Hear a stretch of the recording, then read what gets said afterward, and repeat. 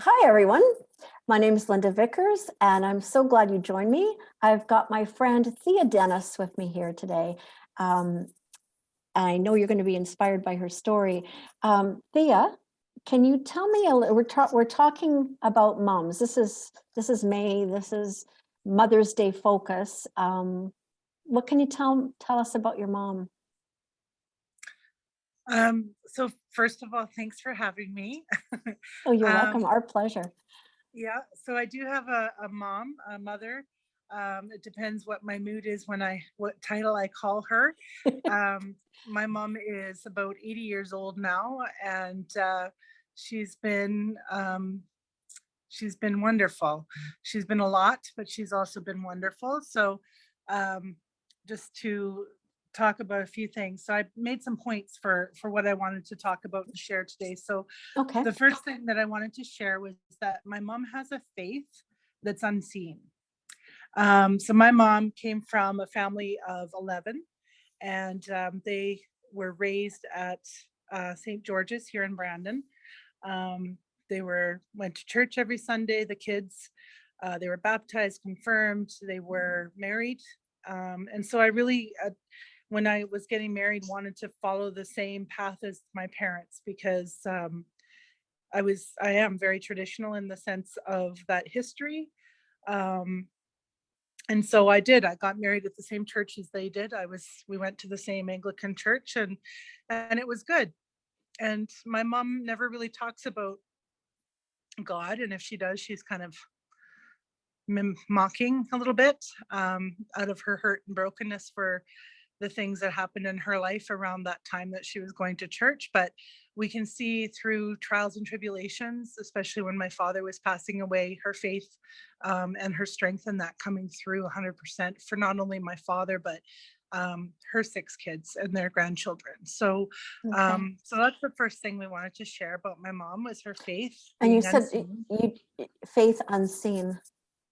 Yeah, so she doesn't go to church. Her church is on the TV, the School of or the Church of the Rock in Winnipeg. Um, and it's tough sometimes, right? When we're all doing church things and she doesn't come, she doesn't want to come. She's, now her mobility is a little more deteriorated, but it's just unseen. She has a cross necklace in her room hanging up from when she was 5, for her confirmation, and she gave that Oh, to my daughter Sarah, and it's beautiful. yeah, It's yeah. different than what I have, but I know that her faith is there. So, Great. um, the other thing that, or one of the other things that she taught me was how to laugh. Mm, So my mom's really funny, and we've gone through. I mean, life brings you lemons, and you make lemonade, type of thing. yep. Um, she, even with my kids, if my kids are having a mood or whatever, my mom would pull off this face. We call it pulling a face because we're English, and I won't do it, but I have an urge to. You But have to she'll do pull it. a no, no, I'm not going to. So she'll pull a face, and even I remember in my childhood being troubled. She'd pull this face, and it just made everything funny. It made it better, and so she's very comical. Her jokes and stories are endless, and her energy is endless. And um, I'm not very good at laughing and joking around like her, but I do know how it makes people feel to know that they're safe in those moments where you're Yeah. not feeling well or you're feeling low, and somebody can come along and bring you into that joy space. Yes. Um, that's what she's shown me how to do. And I am goofy in my own way, but um, joy is a very important thing that my mom has passed on to me. So it's good that way. That's good. My favorite thing that my mom has taught me to do is how to build. And a lot of people think that building's like construction, but it's not. Building into community, building into people, building into women, um, ensuring that they know their inner strength, their joy that they can bring to the community, to their families.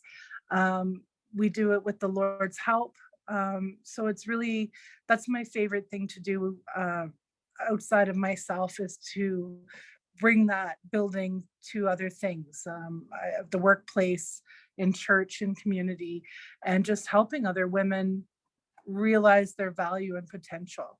Because my mom has always had that strong in her. Her father gave it to her actually.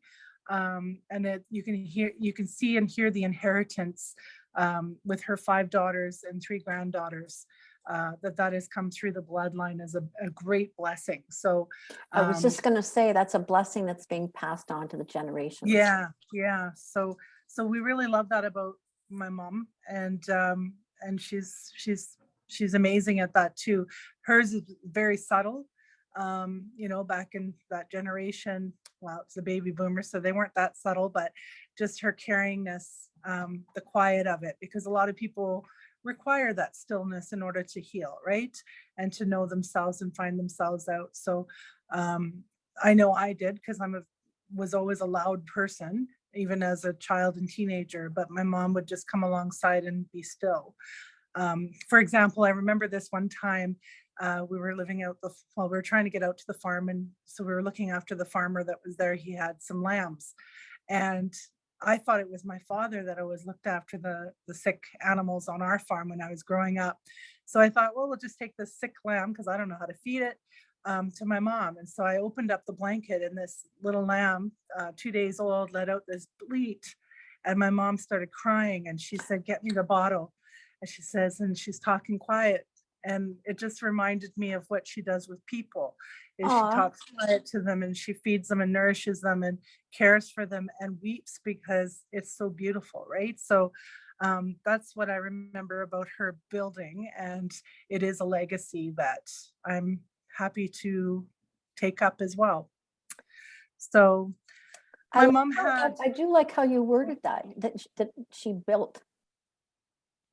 I haven't heard that term, that like when you're building into somebody else. That's a good way to describe it. Yeah. So she was a businesswoman as well. She was an entrepreneur here in Brandon. She ran Shirley's Family Hairstyling downtown on Princess Avenue, which is kind of the core now. She started with one hairdressing chair, which was hers. And she put most of her children through university, actually doing that. Her business grew, and it was all about family. So I remember, 6 of us would come in, drop our stuff off on the floor at the salon there, or the shop as we called it. And the poor people in the chairs had to wait, because we became the most important people in the room to her. And so you can see that building into us as well. We'd ramble off how the day was. And even the clippers, she was holding them in vibration mode to try and get us upstairs after we've had our talk. And those customers became our friends and family, and they built into us as well, because you start dating, and, "Oh, well, who is that you're dating, dear?" "Oh, yes, it's from so and so's. I know the dad and the grand." It was just a beautiful time to be able to look after each other and build each other up. So and that's community. That's really community. Yeah, she taught me about business, what not to do and what to do, and how to care for people and employees, and making them, more than just a number and a timesheet. Everybody has gifts, and they're all valued. So it was something that, I've taken with me all the way through my career, to better people and myself in learning their stories. So that was good. My mom taught me how to be a wife, actually. Oh, that's really good. Yeah. So my mom and dad were married for 45 years. My father died 6 years ago already. And, growing up with 6 kids, 4 under the age of 2, was very stressful in the household. I remember very clearly. 4 under the age of 2. Yeah. Oh. Yeah. And, wow. mom went to a community group of Moms Are People Too. And she just changed our whole family dynamics with her education and learning about how to be the best mom that she could. And then, of course, that went into being a good wife. She always supported my father in he was more whimsical than, well, he's probably more like me, whimsical that way, as to what he put his hands to, but she always supported him, and she always made sure he had what he needed to be successful in his heart and in his spirit. And I do take that very seriously in my marriage as well. Um, Fights will come and go, but apologies must happen pretty quickly because it's not worth it, right? Right. I remember one time I told my parents, I'm leaving my husband. And my mom said, well, you got about 20 minutes to sit over here, but then you're expected to get going across the street again to your home. We're not doing this. And I looked at them, I thought, what? And she goes, we don't have that word in our vocabulary. And I said, what word? She said, divorce. You're not doing it. And so 20 minutes later, I picked up the kid and off we went and apologized, talked it out. And Yeah.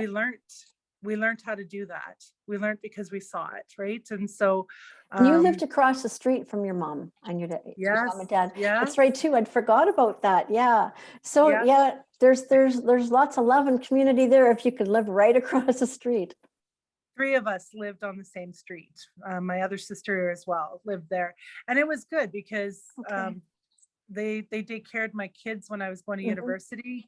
And my father, I mean, we had a sick child as well. So my dad would come over when she would have to go to emergency, and it worked out really well, but definitely became friends with my parents, right? And it's hard for other people to come into our family in the sense of we have each other, and it's hard to get in there. So there's been some people that have made it. But you have so much coming from each other that it can be difficult. So yeah, Well, she built a so strong family. she sure has. She sure has. Um, my mom has taught me how to be a good friend. Her best friend, they met in kindergarten actually, and they're still best friends today. Wow. Um, that woman has Wow. ran alongside us our whole lives. And Wow. loyalty is another gift that I've gotten from my mom. There's not many that come into that loyalty hat, but certainly the ones that do, it's forever, you know. There's a song by Michael W. Smith that's we used to listen to when we were kids and our teenagers, and a friend is a friend forever if the Lord is a friend of them.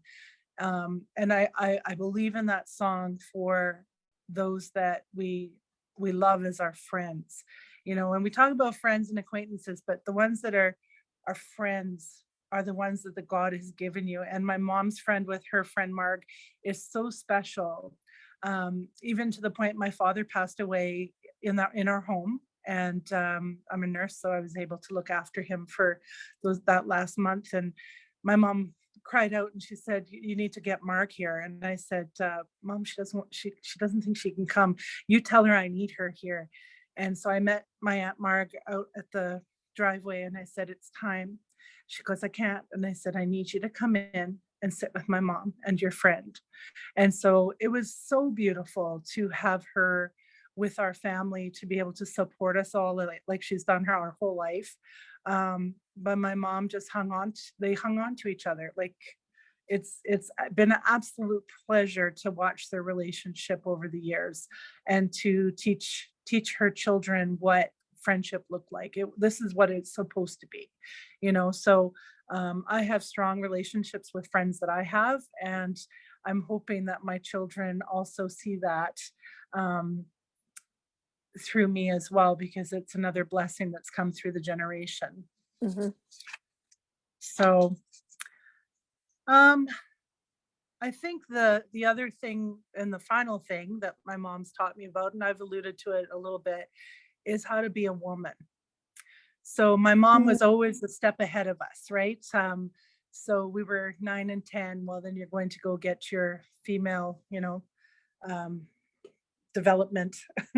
And she always talked about that. They all talked about it at the hairdressing salon, and how amazing it was. And it was a beautiful thing to become a woman. And I remember, I think that every time I'm stepping into another monument moment of being a woman, my mom and her friends are always a step ahead of me, able to guide me through that. And right now it's menopause, which is not nice, but it is.